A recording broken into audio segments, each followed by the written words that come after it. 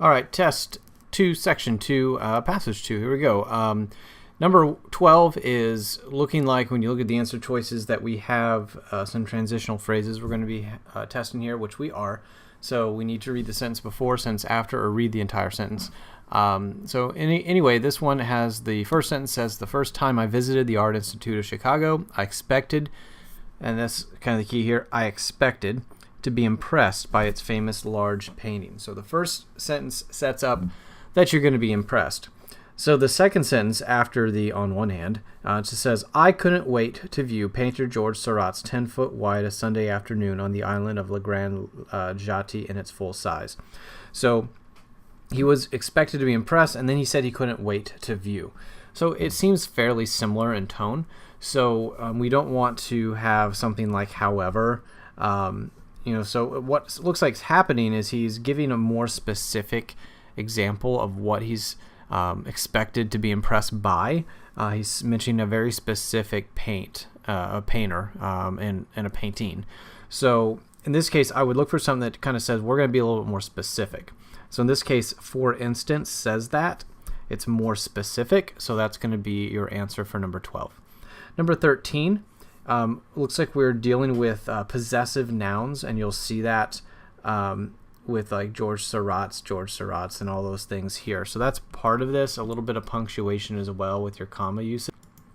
So again, as you look at this one, it says, I couldn't wait to view painter George Seurat's. Now, it should be apostrophe S here.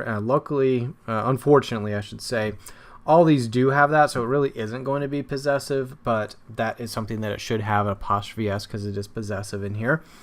But they have these two commas. Now, normally if you have two commas like this, that means the George Seurat is a non-essential clause. But in this case, it is essential, so I shouldn't have two commas there, so it's not going to be A. And honestly, the most basic form of commas is that it does create a pause or set up something. Well, if you look here, we're not really needing a pause. We can just say, "I couldn't wait to view painter George Seurat's," so this person's 10-foot wide painting. So here we don't really need any commas or punctuation. So we're going to be able to just get rid of that. And anyway, too, you kind of see we have this comma here. So if we had a comma at the end, that would possibly state this whole thing is going to be a non-essential clause as well, which again, it's not. None of this is non-essential, so we shouldn't really be punctuating too much here. So we're not going to punctuate at the end here with that.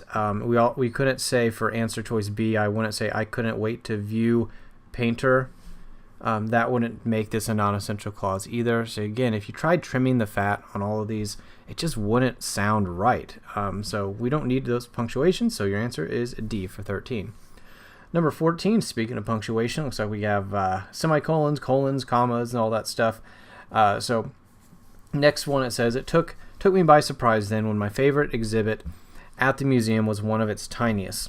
And it says "the Thorn miniature rooms." So after this punctuation, it looks like they're giving me more of a definition of what the tiniest one exhibit is.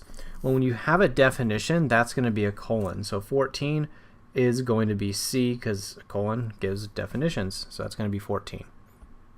Number 15. At this point, the writer's considering adding the following sentence. So again, we want to see in a question like this, does the sentence that they're giving me, is it matching the main idea of that paragraph? So what we have to do is figure out, in terms of this paragraph, does this fit? So let's check out the main idea of the paragraph real quick. So when you read this, it says, "Viewing the exhibit," so they're talking about this exhibit, "I was amazed by the intricate details of some of the more ornately decorated rooms. I marveled at a replica of a salon," that's the formal living room, "dating back to the reign of French King Louis the 15th. Built into the dark paneled walls are bookshelves stocked with leather-bound volumes. The couch and chairs, in keeping with the style of the time, are characterized by elegantly curved arms and legs. They are covered in luxurious velvet, and a dime-shaped portrait So again, we got a diamond shaped portrait of a French aristocrat woman hangs in a golden frame. So again, as I read this entire paragraph, I'm highlighting things as I go along to try to get an idea what this paragraph is about. So it looks like it's describing this exhibit. So the statement that they want to add, some scholars argue that the excesses of King Louis XV's reign contributed significantly to the conditions that resulted in the French Revolution. Hopefully you can tell this has absolutely nothing to do with the main idea of this paragraph. There's no way we should be adding something like that when the main idea is just about describing this exhibit. We are in no way trying to talk about the French Revolution and what caused it at this point, so it's going to be no. Now the reason why, well, is it because it interrupts the paragraph's description of the miniature salon? Well, that would definitely interrupt it, so I'll keep that. No, because it implies that the interior designer of the salon had political motivations. Yeah, no. So 15 is definitely going to be C on that one. Next up, 16. So here they says what we're trying to do, it says, again, the couch and chairs in keeping with the style of the time. And that's a non-essential clause. I'll get rid of it. So the couch and the chairs are characterized by elegantly curved arms and legs. They are covered in luxurious velvet. So here's what's really tricky about this sentence. There are actually two things, and we need to have a conjunction between them. The two things, we have elegantly curved arms and legs. Now, this is one thing. Arms and legs is really one thing that they're talking about. And then they're saying they are covered in luxurious velvet. These are the two items they're listing here. If you're listing two items, you need to have the conjunction and in between them. And again, what's confusing about it is you see the word and, but that's part of the first item. So in this case, we are going to just say legs and. So in this case, if I try to erase all this and you read it, they are characterized by elegantly curved arms and legs and are covered in luxurious velvet. So I'll probably, compare these two because I don't need the they in there. So 16 is just going to be C. It's just a conjunction, even though it's a tricky looking one, but it is nothing more than a basic conjunction. So that is 16. Number 17 says, which choice gives a second supporting example that is most similar to the example already in the sentence? So in this case, we obviously have to see what example is already in the sentence. So it says a couch, for example, is 7 inches long. So obviously we want to kind of get the context here. So if you read this sentence before it, says the rooms and their furnishings were painstakingly created to scale at 1/12 their actual size, so that a 1 inch in the exhibit correlates to 1 foot in real life. So again, a couch, for example, is 7 inches long. So with 17, we want to see something that maybe states an item and how long or big it is. So A says that is based on a 7 foot long couch. Or we have B, it says a teacup is about 1/4 of an inch. See, this one is similar. We're looking for most similar. So A isn't going to match, but B is similar because it's mentioning another item and how long it is. There are even tiny cushions on some? No. Household items are also on this scale? No. We are looking for something that says we have this other item that is a certain length. That is going to be as similar as you're going to get to that previous example. So 17 is going to be B. Number 18 says which choice most effectively combines the sentences at the underlined portion. So when you're looking at this one, we want to see, you can tell they are changing a little bit of punctuation, a little bit of wordiness maybe, by there, but there, and things like that. So anyway, we want to kind of do our process elimination here. So the plainer rooms are more sparsely furnished. We're trying to combine these. And it says their architectural features, furnishings, and decorations are just as true to the periods they represent. So again, that's what we originally started with. And what would help here, because I see at least, a by there, but there, things like that. Let's see what kind of relationship we have between these two sentences. Again, the plainer rooms are more sparsely furnished. And then the next one talks about their architectural features, furnishings, and decorations are just as true to the periods they represent. So here, when we're trying to get a connection here, while they are sparsely furnished, they are true to the periods they represent. So putting a word in here like the word but would be a great contrast between those two statements. So if you're trying to combine these, you would say the plainer rooms are more sparsely furnished, but they are true to periods they represent. So B is going to have that contrast in there. So B is going to be your best answer, your best way of combining these. It's not going to be C. We're not doing a list. And then we need that proper contrast. We need that but in there for 18. Number 19, it says, which choice most closely matches the stylistic pattern established earlier in the sentence? So pay attention as you read the sentence to that stylistic pattern. So the room is simple but spacious, with a small sink and counter along one wall, a cast iron wood stove, and some hanging pots and pans against another wall, and a small table under a window of the third wall. So when I read this, I'm seeing there are two things. They're describing items along a wall, describing more items along a wall. So I need an answer that's going to describe an item along a wall. So I want to match that. A seems like it is. We got a table on the third wall. Where B says we have a small table is under the third wall's window. It's not saying the wall, it's saying the wall's window. So that doesn't match the stylistic pattern. It's close, but it doesn't match because they're saying the window. C says the third wall has a window and small table. Again, item on the wall. Item on the wall. So we need to match that. C kind of flip-flops it. And so does D. It says the third wall has, so it's not going to be D, it's going to be A. We list an item and we list the wall. So that's going to be number 19. Number 20 says, well, it's just listing different grammatical potential errors. So we want to see which one matches that. So obviously we want to read the sentence and see what we get. So as I walked through the exhibit, I overheard a visitor or visitor's remark.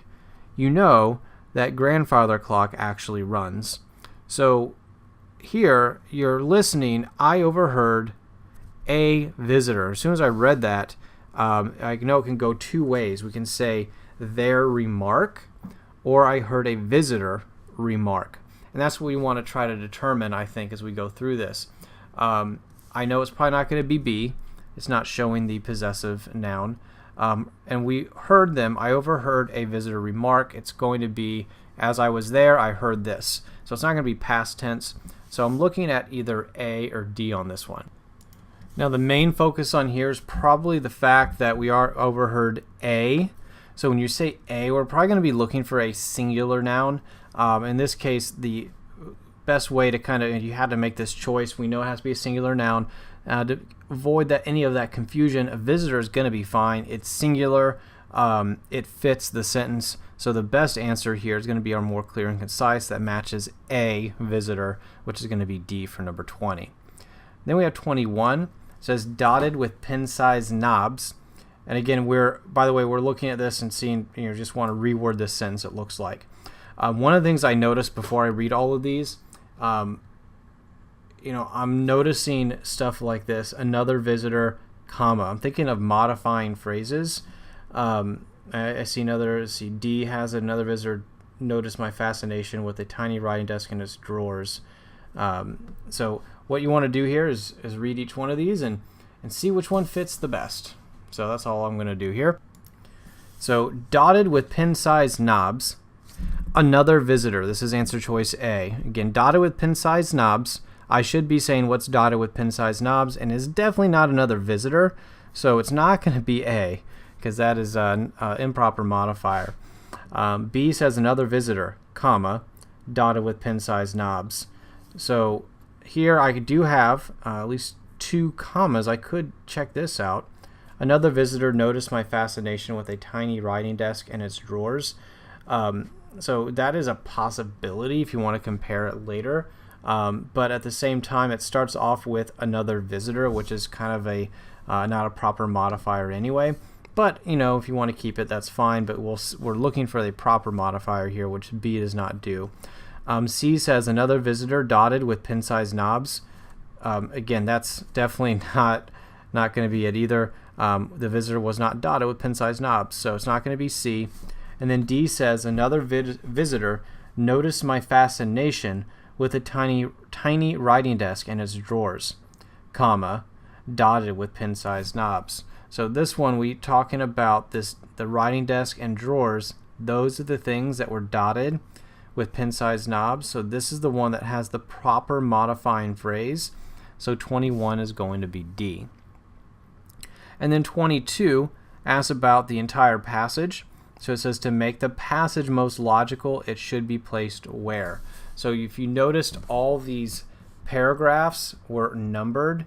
You'll see the 4 on the top and the 5 on the top here. So anyway, we want to make this a logical passage. So let's take a look at paragraph 2. So we do that. Here we go. And this is the paragraph. We already read this one earlier, so we had to get the main idea of it anyway. So this is the one that was describing the details of these exhibits. So we need to see what paragraph is talking about. They're setting up these exhibits, maybe even what they may look like, so that we can then go into detail. And again, that's the key on this, is they are talking about details, and I need to set that up. So to save us a little bit of time, let's look at paragraph 3. So this exhibit showcases 88 miniature rooms inserted into a wall at eye level. Each furnished room consists of 3 walls, and then we read all that. And then go down to the end. Each room represents a distinctive style of European, American, or Asian interior design from the 13th to 20th centuries. Then you would go in here. It says, viewing the exhibit, I was amazed by the intricate details of some of the more ornately decorated rooms, and then some of the things he saw in it. And then you go on to passage 4, and it says the plainer rooms are more sparsely furnished. So here they're still talking about the furnishings. So it looks like we went from describing the rooms, how they're made and how you view them, to giving details of what the rooms look like, to, and we go to passage 4, continuing that discussion. So this one should fit after paragraph 3, because that's where it's going to flow and be more logical if you place it at that point. So 22, and again, you check all of them. This was a question that would take you forever sometimes, but you're looking for that relationship, not only the paragraph after, but the paragraph before also. So you're trying to see, compare both. So that's going to be number 22, and that's passage 2 on test 2.